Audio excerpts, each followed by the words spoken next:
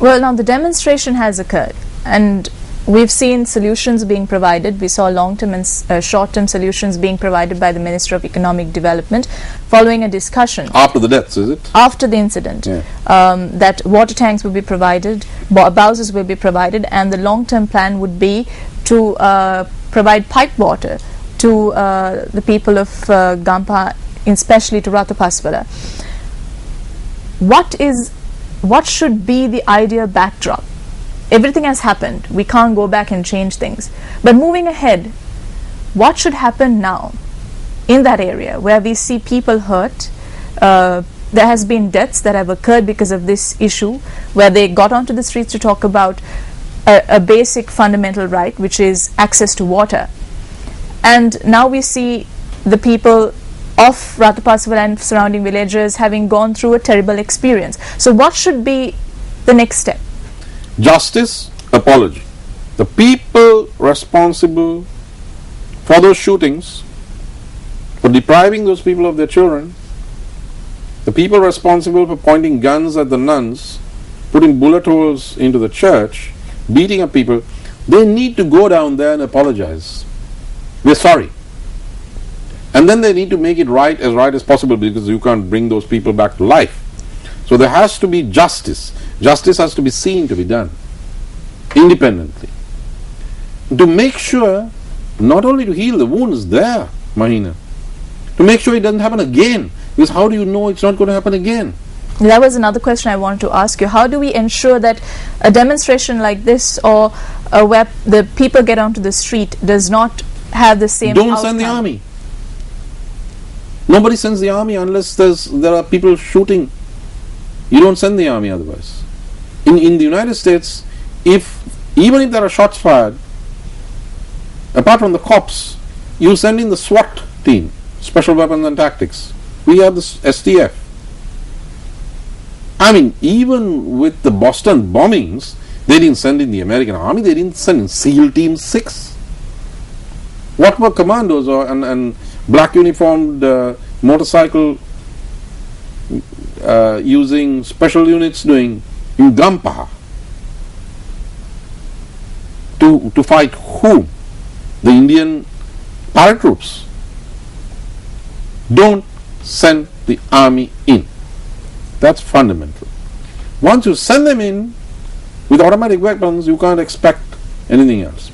The second thing is standard protocols: use minimum force, sufficient to disperse, not to kill.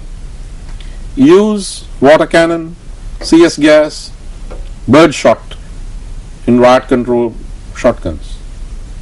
That's how it's done. If there are people who happen to be using guns, which I doubt will happen, then you send in the STF. You use your snipers, you neutralize those people.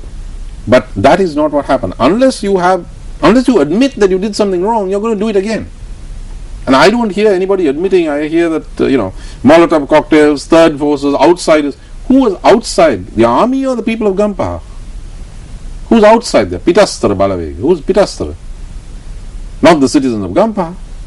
Whichever political party they belong to, they're in Gampaha. Who's outside? In that case, if the young people of Gampaha are outsiders to Gampaha, then what's the Sri Lankan army in Jaffna? Then what the TNA says is right. I don't agree with them. They say they're outsiders. I mean, who's outside and who's inside? What is inside and what is outside? Democracy has an inside and an outside. The armed forces protect the country against external threats and against organized armed threats to the state. Organized armed threats. Now, democracy also, we have the military has to protect the civilians and the public. There also not by shooting them. There also needs to be a process of checks and balances. Absolutely. In a democratic country. So can this, which we saw in Valley area, be also a result of the failure of the opposition of some sort? Well, that's the secondary thing, Mahina. It is, but it could be something more serious. Look, there are different ways to die. I mean, you can die of a car crash, You can die of cancer. It's the same thing with democracy. You can die of a coup. Boom, take over. That's a car crash. Or democracy can die because of a cancer of a creeping coup, of a creeping militarization, of a gradual displacement of elected civilian power, an encroachment by the military unconstitutionally into areas that they are not supposed to be and things they are not supposed to do. That is one of the most serious problems about what happened. Which brings me to your point about the opposition. Now, why is this possible? This is possible because there is no balance in the polity. And there I must say, Mahinda Rajapaksa didn't lock up any members of the opposition. In fact, if at all, he's been taking them over. Right? I mean, that's different from locking them up. In some countries, democracy is threatened because the ruler locks up the opposition and then unleashes the army. No, he's not doing that. So, the problem is that, quite frankly, Mahina, if there's a presidential election, not a parliamentary election, next week, I don't think the people of Valley area are going to vote for Ranil Wickremesinghe.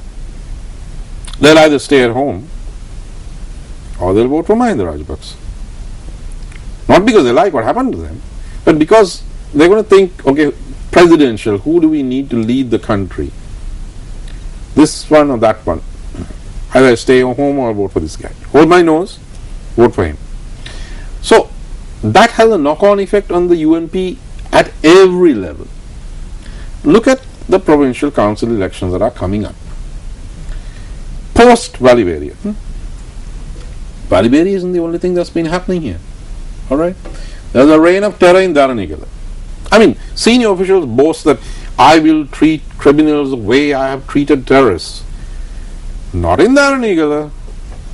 Not with the rapists and the persons who cut the mouth of the 71-year-old superintendent before killing him. There has been no treatment of crime in Dayanilleka in the way that that terrorists were treated, unless you happen to be a suspected criminal who's a Muslim and you're in Colombo, then you get shot. There's garbage tucked up, mountains of garbage in urban areas, which I've seen on your television, and it's causing dengue, and it has killed people. Families do whatever they can to send their kids to school so they can sit for public exams, and there are mistakes in the question papers, and the Minister of Education says, hey, don't you have mistakes in your newspapers? Nobody's life or career prospect depends on whether there's a misprint in a newspaper. That is what is going on here.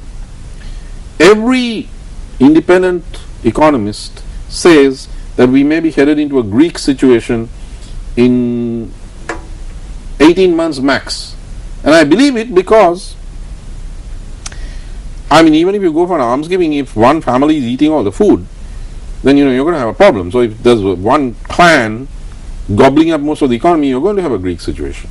I mean, what's Mihinia doing? Look at the COPE report. Huge losses. Why do we have 2 airlines? And those losses are being made good by pumping out stuff that the people need. That's resources that should go for water. Why is there kidney problem? An epidemic of kidney problems in the North Central province. This is a situation that requires a strong democratic opposition, and post Valley area, with all these problems, it should be reflected in the provincial council election, but it won't be. I don't think so. Now, conduct a thought experiment, as they say. Just imagine, like Lenin used to say. The UNP announces that its leader and the leader of the opposition is, take your pick, either Karu Jayasuriya or Sajith Premadasa. And whichever one it is, the other one says, he's my deputy. And this is the team. Imagine what will happen in the northwestern and central province. They may not win, but they'll give the government a wake-up call, a run for its money. And imagine the effect in the media, imagine the effect in the bureaucracy, imagine the effect even in the armed forces, the effect among UNP defectors. There are 1.5 times as many UNPers in government as in opposition. 62 to 65, 41. I mean, it's crazy. Many of them will look again. There may even be some disaffection in the SLFP they might come across. Or they'll find a new alternative. There are some very fine people in the SLFP, Maithripala Sirisena, Vidura Vikramanayaka, good people talking, they are in touch with the people, I can see that. Maybe there will be good changes. All of this would happen if only the leadership of the UNP as the main democratic opposition and the opposition itself changes, and there is a real alternative, as patriotic as Mahinda Rajapaksa, but more caring about the people, more moderate, more inclusive, more democratic, more gentle, and not carrying the baggage of a clan and a tribe.